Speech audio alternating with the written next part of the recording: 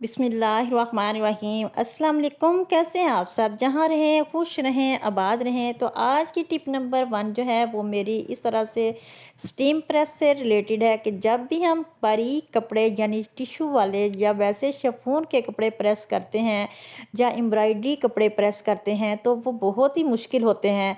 तो इस तरह की शर्ट जब हम प्रेस करते हैं तो इसको तो हम उल्टा करके भी कर लेते हैं या हम कोई कागज़ वगैरह करके भी पेपर वगैरह रख के भी कर लेते हैं। तो इनका तो कोई ज़्यादा मसला नहीं होता। तो लेकिन यो जो हम काम वाले कपड़े इस्त्री करते हैं, गोटी वाले हों या सितारी वाले हों या तिल्ले वगैरह वगैरह वाले हों, तो उनको प्रेस करना बहुत ही मुश्किल होता है। तो आज जिनके लोगों के घर में जिस तरह की स्टीम वाली प्रेस ना हो तो उन्हें करना बहुत ही मुश्किल होता है, क्योंकि जिस तरह टिशू के कपड़े होते हैं या शिफॉन वगैरह के कपड़े होते हैं वो तेज़ दूसरी जो सिंपल प्रेस होती है उससे तो वो जल जाते हैं। इस तरह जो काम वाले कपड़े होते हैं इनको भी करना बहुत ही मुश्किल होता है। तो अगर स्टीम वाली प्रेस हो तो उससे करना बहुत ही ईजी होता है। तो आज मैं इसकी ऐसी टिप शेयर करूंगी जो आपके बहुत ही काम की है। तो आपने करना क्या है कि इस तरह से स्टीम वाली प्रेस के साथ आपने इसको करना है। अगर आपके घर में स्टीम प्रेस वाली प्रेस है तो आपने इसको इस तरह से नॉर्मल गर्म कर लेना है और इसको करने के बाद आपने क्या करना है, एक आपने एल्युमिनियम फॉयल जो है वो ले लेनी है और इसको आपने लेके इस तरह से रख लेना है।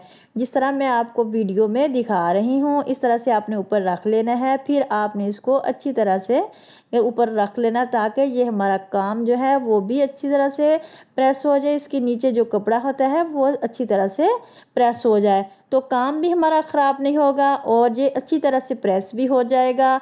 अगर कोई गोटी वाला हो तो वो भी इसी तरह से अच्छी तरह से प्रेस हो जाता है। और पीछे से भी इसी तरह से आपने अगर कोई नेट वाला हो तो नेट जो है वो जल्दी से जल जाती है, उस पे भी आपने इसी तरह से कोई एल्युमिनियम फॉयल वगैरह रख के तो अच्छी तरह से आपने प्रेस कर लेना है। क्योंकि एल्युमिनियम फॉयल जो होती है वो बहुत ही अच्छी तरह से प्रेस कर देती है और जो जलती भी नहीं है। इसी तरह आप तिल्ले वगैरह कोई का काम हो या एम्ब्रॉयडरी दूसरी हो तो इस तरह से आपने इसको ऊपर रख के अच्छी तरह से, ये देखें इधर से मुझसे थोड़ी सी फट गई है तो आपने इसको इस तरह से फोल्ड कर लेना है। एक ही एल्युमिनियम फॉयल है तो इससे मैंने तकरीबन काफ़ी कपड़े जो हैं वो प्रेस कर लिए हैं। आप भी इस तरह से इसको रख के तो आप कपड़े प्रेस कर सकते हैं। इस तरह से ना तो इनका धागा ख़राब होगा और ना जलेगा और ना ही ये इसका जो है ऊपर से रंग ख़राब होगा। तो इस तरह से आप इनको लाइफ टाइम तक जो है वो यूज़ कर सकते हैं, नहीं तो इनका कलर जो है वो ऊपर से ख़राब हो जाता है।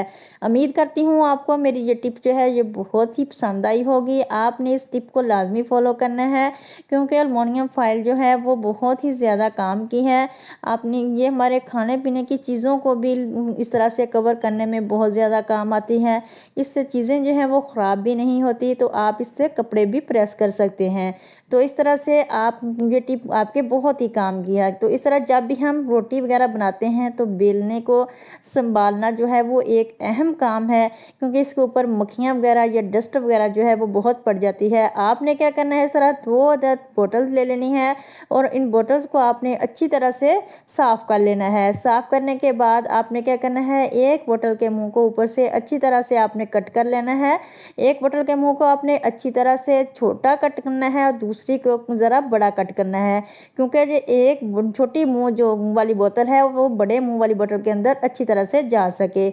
और फिर मैं आपको बताऊंगी कि मैंने बेलन को इसके अंदर किस तरह से महफूज करके रखना है। फिर आपने इसको एक सीज़र लेके इसको अच्छी तरह से कट कर लेना है, क्योंकि ये बराबर जो है वो कट हो जाए। फिर आपने एक आयरन ले लेनी है और इसके ऊपर आपने इसको गर्म करके इस तरह से बराबर कर लेना है ताकि इसकी शेप जो है वो सही हो जाए।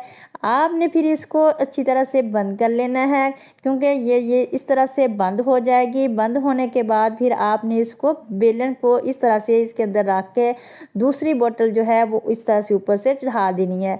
ये देखें हमारा बेलन जो है इसके में अच्छी तरह से महफूज हो गया है, ना तो इसके अंदर गर्द पड़ेगी ना मट्टी पड़ेगी। तो आप इस तरह से ये इसको अच्छी तरह से रख लेंगे अपने किचन में। ये बहुत ही हमारा अच्छा सा ऑर्गेनाइज़र तैयार हो गया है। तो इस तरह से जब हम जिस पे रोटी बेलते हैं तो इसको भी हमने शॉपर में डाल देना है, ना तो हमारी मक्खियाँ बैठेंगी। तो इससे हमें बहुत ज़्यादा जो है गंदी गंदगी की वजह से बहुत ज़्यादा जो है वो बीमारियां लग जाती हैं। टिप नंबर मेरी 3 जो है वो इस तरह प्रेशर कुकर से रिलेटेड है कि जब भी हम इसमें चावल बनाते हैं या दाल वगैरह बनाते हैं तो क्या करना चाहिए कि हमारे जो चश्मे हैं या ग्लासेस वगैरह हैं तो वो बहुत ज़्यादा गंदे हो जाते हैं। आपने क्या करना है, जब भी इसकी स्टीम बन जाए तो इस तरह ग्लासेस को आपने इसके ऊपर इस तरह रख देना है, तो हल्की हल्की जब इसकी स्टीम बाहर निकलती है तो इसके ग्लासेस पे पड़ती है तो वो बहुत ज़्यादा जो है नमी इसके ऊपर लग जाती है, जिस तरह मैं आपको वीडियो में दिखा रही हूँ। इसी तरह से फिर आपने ये देखें आपके सामने मैं दिखा रही हूँ, फिर आपने इस तरह से टिशू लेके नरम सा तो उससे आपने साफ़ कर लेना। इस तरह से आपके जो ग्लासेस हैं बिल्कुल साफ़ हो जाएंगे और आपको ज़्यादा मेहनत करने की ज़रूरत नहीं पड़ेगी। इसके साथ ही अगर आप मेरे चैनल पर न्यू हैं, मेरे चैनल को लाइक सब्सक्राइब और शेयर लाजमी कर दीजिए। उम्मीद करती हूँ आपको मेरी ये टिप जो है ये बहुत पसंद आई होगी। तो मैंने इसी तरह से जितने भी ग्लासेस हैं जो यूज़ करते हैं तो उनको मैंने अच्छी तरह से साफ़ कर लिया है। जब भी मैंने साफ़ करने हो तो मैं इस तरह से जब भी कोई चीज़ बनाऊँ तो मैं अपने ग्लासेस को इस तरह से रख के साफ़ कर लेती हूँ। इसके साथ ही फिर मैं इजाज़त चाहती हूँ। अपना रखिएगा बहुत सारा ख्याल, दुआओं में याद रखिएगा। अल्लाह हाफिज़।